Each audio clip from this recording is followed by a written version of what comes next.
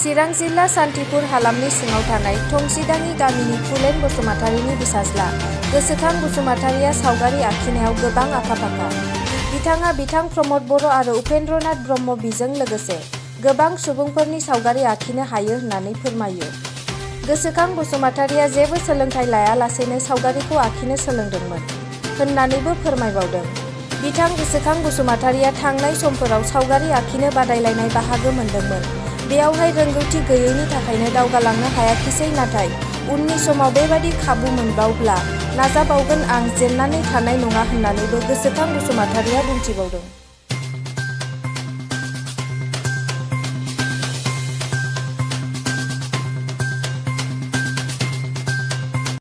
आंनि नामा गोसोखां बसुमतारी। गामिया थंसिदाङि, चिरां डिस्ट्रिक्ट। आरो मामि बाबानि मुङा? बाबानि नामा जाहैबाय फुलेन बसुमतारी आरो मानि मुङा रकसि बसुमतारी। न'खराव साबेसे दं? न'खराव गासै 7 जायो जोंना। बियो जेनेबा 2008 बा 9 बिनिफ्राय आं स्टार्ट खालामदोंमोन। बिनिफ्राय ओरै फैयै फैनानै एसे गेप जानाय जादों। बिनिफ्राय 2018 निफ्राय आं स्टार्ट खालामफिननाय जादों आरो।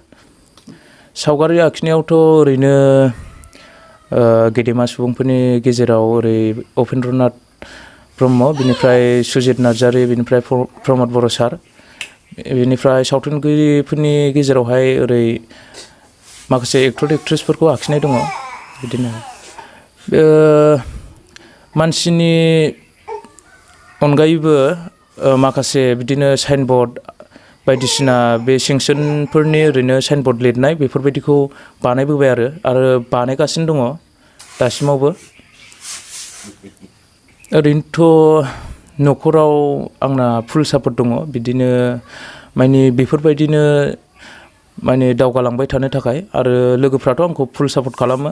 बिदिनो माबा मोनसे नांगौ जायोब्ला लोगोफ्रा आंनो बायनानै होयो। बिदिनो माखासे बेफोरबायदिनो पेपारफोरनि बेलायाव बिदिनो उसुबिदा जानाय समावहाय बिथांमोना बायनानै होयो आरो आंनो, बिदिनो माखासे रंफोरनि बेलायाव। बिनि बेलायावहाय आङो फार्स्ट स्टार्टिं ओरैनो आखिनायावथ' आङो बिदिनो माखासे जिब जुनार बिदिनो सिनारिफोरसो आखियोमोन। बेनिफ्राय आङो 2018 निफ्राय आङो बे मानसि आखिनायखौ स्टार्ट खालामजेननाय जादों आरो। बिदिनो बोरैबा माबायदि जागोन, मानसि महर नुगोन, बोरैबा माबायदि होयोबा सोरनि महर बायदि नुगोन, बेखौ आंनि गोसोजोंनो आं सानखांनानै बेफोरखौ सोलोंनाय जादों आरो। बे कम्पिटिसननि बेलायावहाय आङो दाख्लै हरदोंमोन। ओमफ्राय बेथ' 15 आगष्टनिसो जाहैबाय। ओमफ्रायो 15 आगष्टनि जिनाखि मिलायनाय बेफोरखौ आखिनानै हरनांगौमोन। बेनि गेजेरावहाय आं बांद्राय मिथिजोबियाव आङो उपेन्द्रनाथ ब्रह्म बिथांखौ आं हरदोंमोन। बिनि थाखायनो सेलेक्ट जानाय जायाखिसै आरो। जाय बिथांमोना बै 15 आगष्टजों मिलायनाय सावगारि आखिनानै हरदों, बिथांमोना उइनार जानो हादों। आरो एडमिसन लानायनि बेलायावहाय आङो जानाखि सिगांहाय क'क्राझारावहाय बै आर्ट्स कलेजाव आं रायलायदोंमोन। बिनि उनावहाय जानाखि आङो एडमिसन लानो थांदोंमोन, बेनि उनाव आंहा माखासे क्वालिफाइड गैयिनि थाखाय आं एडमिसनखौ खालामनो हायाखिसै। बेनो आरो माखासे उसुबिदाया। नेक्स्टआवथ' फैखागोनानो। फैयोबा आं निस्सय आं नाजाबावगोन। माने खनसे जेननायानो जेननाय नङा, माने नाजालांबाय थायोबासो मानसिया जाफुंसारनो हायो। बेनि थाखायनो आं जेसेबांनाखि आं कम्पिटिसनाव फैबाय थागोन, माने आं नाजालांबाय थागोन। हेफाजाबनि बेलायाव माखासे रांखावरिनि सोमोन्दैनो नङा जाहैबाय। ओरैनो दाथ' आङो ओरैनो नर्माल पेन्सिलजों आं आखियो। ओरैनो आं दा बै मेन जानाखि पेन्सिल अरिजिनेल बे मानसि आखिग्रा बा सिनारि आखिग्रा, बेखौ बायनानै लानो हायाखै आरो।